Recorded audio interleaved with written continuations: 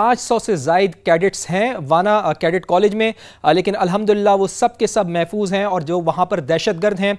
उनको ठिकाने लगा दिया गया है। तो एक बार फिर मैं ज़रा आपको बता दूं कि ये वाना कैडेट कॉलेज की तस्वीर है जो आप देख रहे हैं। यहाँ से दहशतगर्द मरकज़ी गेट से दाखिल हुए थे, लेकिन अल्हम्दुलिल्लाह दहशतगर्दों को इस जगह पर ही ब्रेक कर दिया गया, उनको यहाँ पर मैसूर कर दिया गया। और कैडेट कॉलेज में जो कैडेट्स की रिहाइश गाहें हैं वो यहाँ से काफ़ी फासले पर मौजूद हैं, काफ़ी बिल्डिंग्स हैं, ब्लॉक्स हैं और उसके बाद एक तवील वसी और ईज़ मैदान है, जिसके बाद कैडेट्स की रिहाइश गाहें इस जगह पर वाक़ हैं और यहाँ पर किसी किस्म का कोई कैडेट्स को नुकसान नहीं हुआ है। एंकर पर्सन किरण नाज साहिबा हमारे साथ मौजूद हैं, उनसे बात करते हैं। किरण, बहुत शुक्रिया आपके वक्त के लिए। बताइएगा कि वाना में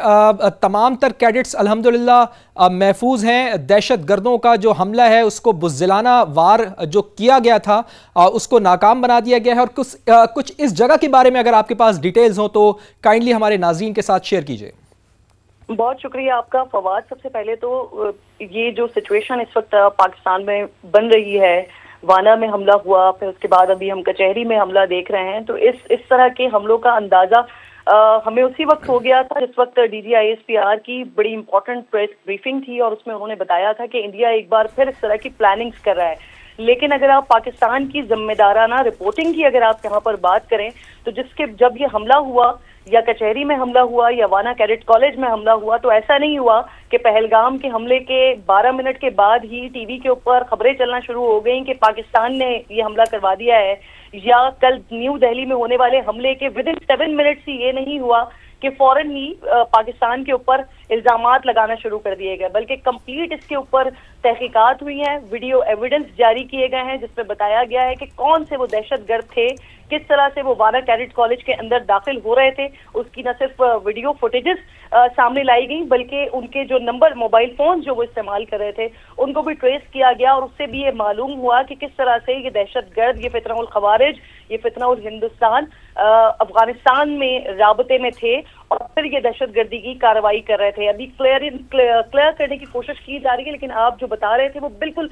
दुरुस्त इंफॉर्मेशन थी कि जहां पर कैडेट्स रहते हैं कैडेट कॉलेज के अंदर, वो बिल्डिंग उस मकाम से काफी ज्यादा फासले पर है कि जहां पर ये दहशतगर्द घुसे और उसके बाद ये कार्रवाई करने की कोशिश कर रहे थे और मजीद जो कुछ इन्होंने किया और उसके बाद ये कोशिश कर रहे थे कि इसको किसी तरह से आगे बढ़ाया जा सके। लेकिन क्लियरेंस का अमल, ऑपरेशन इस वक्त भी वहां पर जारी है और अल्हम्दुलिल्लाह अब तक जो हमारे पास इत्तलात आ रही हैं वो तसल्ली बख्श इत्तलात आ रही हैं। जहां तक इस्लामाबाद वाले और कचहरी के हमले की बात है तो ये इसलिए भी बहुत ज्यादा तकलीफदेह है क्योंकि मैंने आपको जैसे आगाज में कहा कि हमें पहले ही ये बताया दिया गया था और नजर भी आ रहा था कि जिस तरह से हिंदुस्तान में इस वक्त प्लानिंग हो रही है, वो ऑपरेशन सिंदूर 2 की प्लानिंग कर रहे हैं, 2.0 की प्लानिंग कर रहे हैं, वो इसलिए क्योंकि जो 10 मई को खिफत उठानी पड़ गई, जिस तरह से बार बार उनको बताया जा रहा है कि आप किस लेवल पर जाकर जिल्लत और रुस्वा हुए हैं, किस तरह से आपके जहाज गिरे, तो वो जो जख्म है वो भर कर नहीं दे रहा है, वो मुंदबिल नहीं हो रहा है। और इसी का रीजन है कि इस वक्त हमें पाकिस्तान में ये इस तरह की कार्रवाइयां होती नजर आ रही हैं। लेकिन अल्हम्दुलिल्लाह हमें इस बात पर जरूर एतमाद होना चाहिए कि जिस तरह की भी कार्रवाई या जिस तरह की भी दहशतगर्दाना सोच के हामिल लोग या वो कार्रवाई करने की कोशिश कर रहे हैं, तो बर वक्त कई कार्रवाइयां आपके सामने यकीनन आपने रिपोर्ट की होंगी कि हम देख रहे हैं दहशतगर्द किस तरह से पाकिस्तान में दाखिल होने की कोशिश कर रहे हैं, किस तरह से वो अपनी गाड़ियां लेकर आने की कोशिश कर रहे हैं, किस तरह से रात के अंधेरों में दाखिल होने की कोशिश कर रहे हैं। लेकिन पाक फौज बर वक्त कार्रवाई करते हुए कार्रवाई कर रही है और जिस तरह से आपने बताया कि पाकिस्तानी मीडिया ने एक बड़ा रिस्पॉन्सिबल एक्ट इसमें रखा है। किरण, ये भी कहिएगा कि वज़ीर दिफा ख्वाजा आसिफ ने अब से कुछ ही देर पहले अपने पैगाम में ये कहा कि इस्लामाबाद तक इस जंग को लाना काबुल से एक पैगाम है। क्या ये पैगाम वही है कि हम मुज़ाकरात बिल्कुल भी कामयाब नहीं होने देंगे? देखिए, मुज़ाकरात की जहां तक बात है तो अफगानिस्तान की तरफ से ही मुज़ाकरात के बारे में बात की गई थी। जिस वक्त जब अफगानिस्तान की तरफ से दरअंदाजी की कोशिश की गई और फिर पाकिस्तान ने उनको जवाब दिया और पाकिस्तान ने उनको बताया कि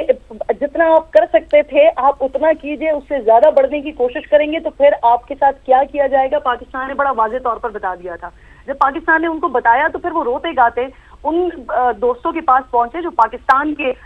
देरीना दोस्त हैं, पाकिस्तान के ब्रदर मुस्लिम ममालिक हैं। पाकिस्तान उन्हीं की दरखास्त पर इन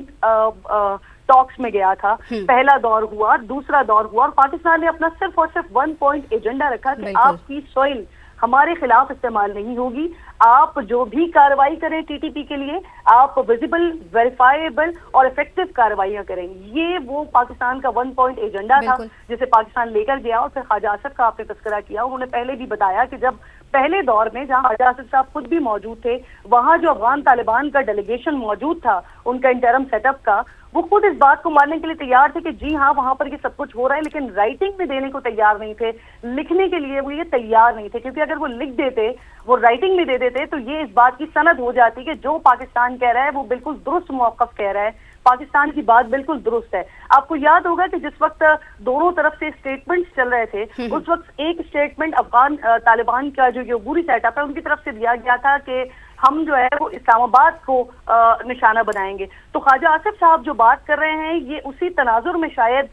बात हो सकती है। और अगर अफगान तालिबान की तरफ से, उनकी हुकूमत की तरफ से अगर ये सोचा जा रहा है कि वो इस्लामाबाद में आकर कार्रवाई कर सकते हैं और इतनी उनके अंदर अगर हिम्मत मौजूद है, तो मैं समझती हूँ कि जिस तरह से अब अफवाज पाकिस्तान की जानिब से जवाब जाएगा, तो फिर अब अफगानिस्तान किन के पास होता हुआ जाएगा। क्योंकि इससे पहले भी जब किरण, मैं